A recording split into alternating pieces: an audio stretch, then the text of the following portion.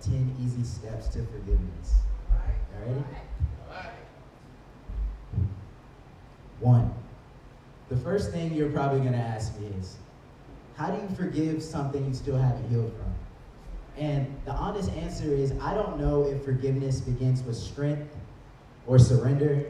I only know it begins when you stop pretending that what happened did not hurt you. 2, for a long time, I thought forgiveness meant forgetting, like God would erase the memory the way the rain washes chalk from a sidewalk, but I guess some things sink too deep into the concrete, and maybe healing is not God removing the memory.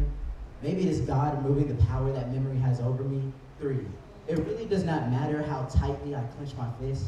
I'll never be strong enough to hold on to my grudges and hold on to God at the same time. And what's eating me alive is this anger I feel inside, because when I choose to abide in hatred, I get pushed into a darker state, and that's probably why I end up beating myself up more than I can take.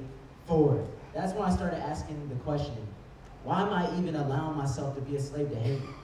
There's no reason for me to be fighting a 17-year war with somebody just for me to wake up one day and realize I can't even remember what the first shot was fired over. All I know is I've been a slave to resentment for far too long. So long, in fact, that hating started to feel normal.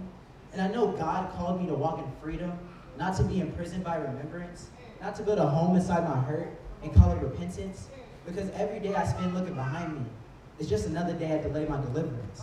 And that's why I'll never understand.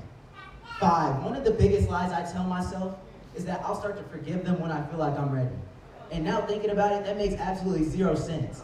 Especially when being ready isn't a feeling, it's a decision. And see, I once heard the best time to plant a tree was 20 years ago. The second best time is now. And to be honest, I'm still figuring out how not to move off a feeling. So what is it? Am I ready? Or is the real question, am I willing? 6, I can tell you every reason they don't deserve forgiveness. And trust me, I practiced that speech for years.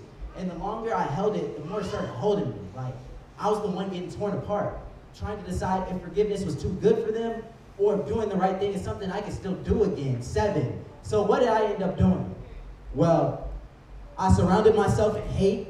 8, I engulfed myself in pride, looked at them with spite. Every time I spoke about them, all it tasted was bitterness, like contempt had taken root in my mouth. 9, I lied to myself for so long that I started to personally believe that maybe even God wouldn't forgive them of their sins. And in my soul, I felt they didn't deserve any mercy, so I nicknamed my hatred a righteous refusal, just so I could justify my resentment. 10, this list only goes up to 10, so I hope you're paying attention, because I don't want to keep coming back to 10 again, but clearly there's something in it I'm missing, because how can God forgive them? 10, I can't understand it. 10, I don't understand it. 10, God's mercy is bigger than what I can count. 10, His grace does not define my logic. 10, how many times am I supposed to forgive them? 10, it makes no sense. 10, I thought I'd never understand until I read Psalms 103 verse 10.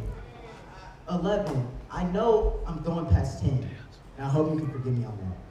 But King David wrote that there's a kind of love that doesn't punish me how I expect it to. It doesn't press my past just to remind me of who it used to be.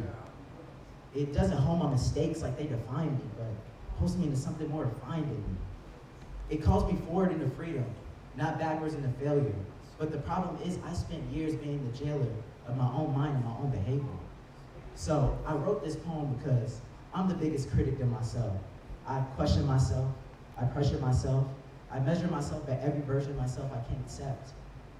Even after God's forgiveness, I still find ways to tear myself down. I'm grateful for God's mercy, but sometimes I feel as worthless as the dust on the ground.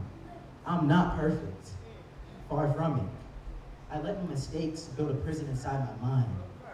Shame says I'm finished, but conviction says I can realign. Shame keeps me trapped in what I did, and conviction pulls me out of what I hid.